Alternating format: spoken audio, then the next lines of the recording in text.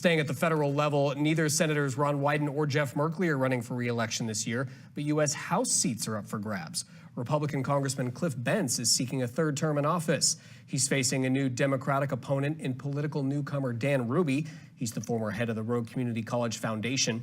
Bentz tonight off to a great start with 61% of the vote.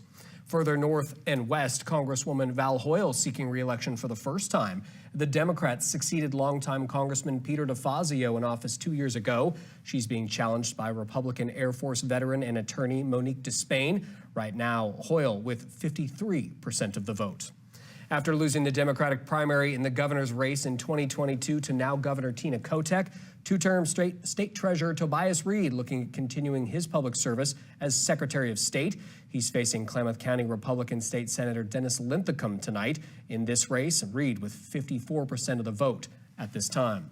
The State Attorney General's race could be much closer tonight. Three-term AG Ellen Rosenblum not seeking re-election this fall, opening the door to a newcomer to the office of the state's top lawyer. Democrat Dan Rayfield from Corvallis has been a legislator since 2015. He's been House Speaker the last 2 years.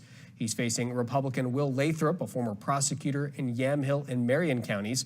Rayfield continuing the lead for Democrats with 54% of the vote. To Oregon's most watched statewide measure now. While Democrats and Republicans rarely agree on anything these days in Salem, many are in agreement on Measure 118. It asks voters if the state should increase corporate minimum taxes and distribute cash to Oregonians.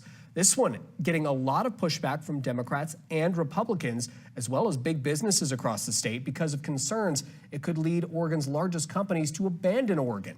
Let's take a look at the numbers right now. Definitely the most watched statewide measure. And this is a resounding no from the electorate. Nearly 80% of voters saying no to 118. Now, we'll, of course, have a full recap of all the races to watch, both on NBC5 News at 10 on KOBI and NBC5 News at 11 tonight. Remember, you can get the latest results on every race on our website, KOBI5.com, anytime. Now let's send you back to NBC News coverage of Decision 2024.